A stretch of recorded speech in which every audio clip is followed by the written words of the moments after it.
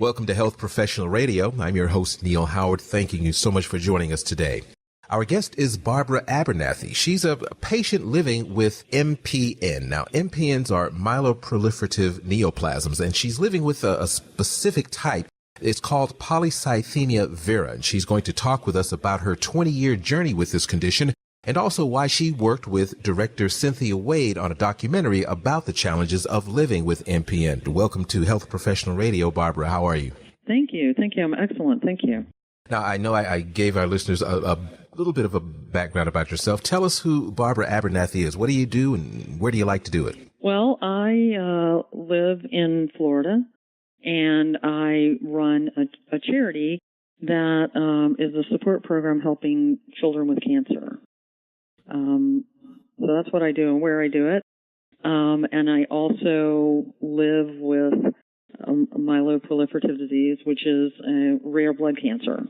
Were you doing this with children with cancer when you were diagnosed? How did that come about? Were you fine one day and the next day you knew you had something?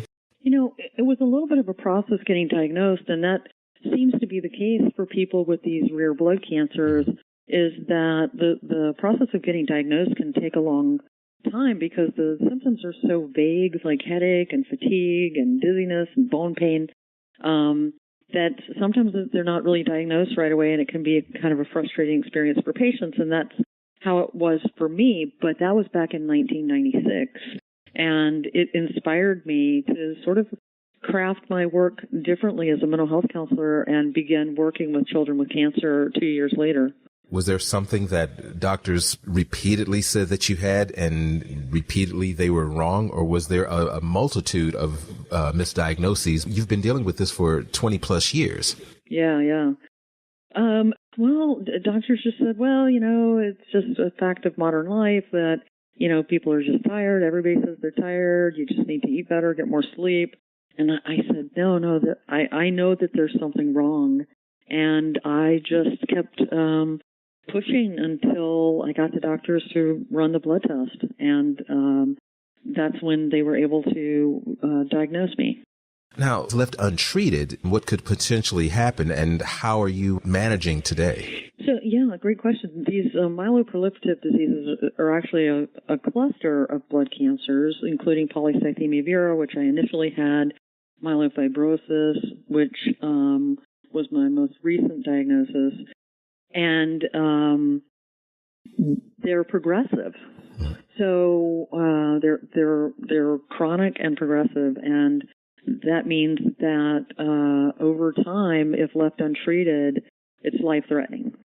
So it's a good thing that I was able to get with good doctors and get good treatment, and ultimately I had a bone marrow transplant. Oh, is a bone marrow transplant something that everyone living with MPNs at one point or another is going to have to undertake? No, not necessarily. Some people are able to live with their blood cancer for years and years and years, you know, and possibly, you know, die from something else at a much older age. But if it's a more aggressive kind of MPN, then sometimes bone marrow transplant is the direct course of action.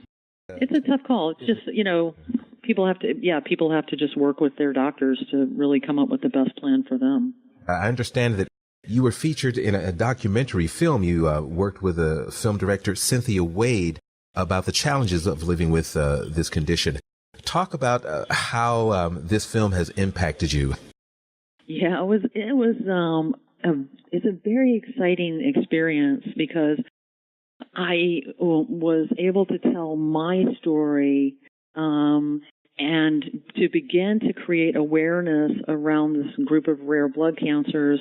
And hopefully my story will resonate with other patients dealing with MPNs, and they'll begin to tell their stories. And maybe these rare blood cancers won't be so invisible anymore.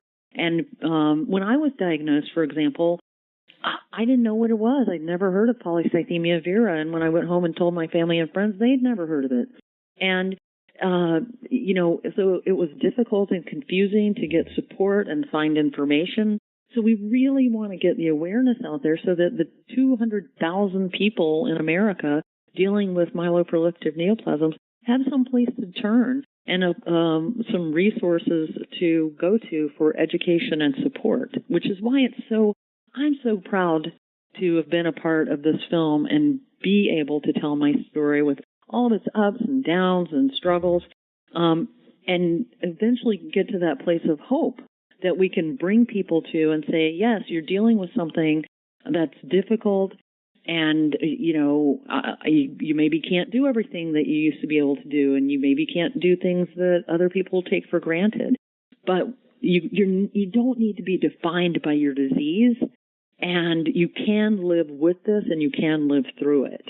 And it is important to raise awareness, because being such a rare disease, awareness sometimes is low, as well as funding for research into new and better treatments, even in research to try and develop some type of cure or preventative on a DNA level. Am I correct in that? Yeah, it's so important to raise that awareness, to bring more attention to it, so that we can have these better conversations and lead to better treatments. Absolutely.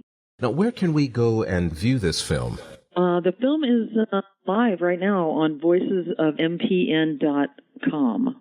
And you can see the whole film, and Cynthia did such a beautiful job with it. It's very inspiring, and it's my story, but I feel like that there's, thousands of other individuals living with these cancers that have their own story, and that we need to be able to share our stories so that, people can be inspired and take an active role in managing their own care, getting that education so that they can have those conversations with their family and their doctor. Now, as far as family members, does this movie delve into how family members are impacted, having never heard of this, or having now understanding it and dealing with a family member who's living with it?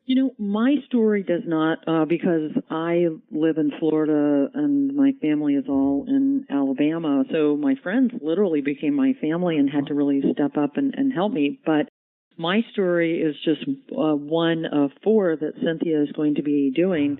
And so there are other stories that are going to be talking about the importance of that, and the importance of family members, because they're so essential in our journey. We have to have those support people around us to keep us hopeful and to keep us going and just give us the emotional and physical support that we need. Well, it's been a pleasure talking with you today, Barbara. I'm hoping that you'll give us some updates, and especially when some more developments about the film come out. And if another film is made, we also want to learn about that as well. But I appreciate you coming in today. Absolutely. Thank you so much, Neal. You've been listening to Health Professional Radio. I'm your host, Neal Howard. Transcripts and audio of the program are available at healthprofessionalradio.com.au and also at hpr.fm.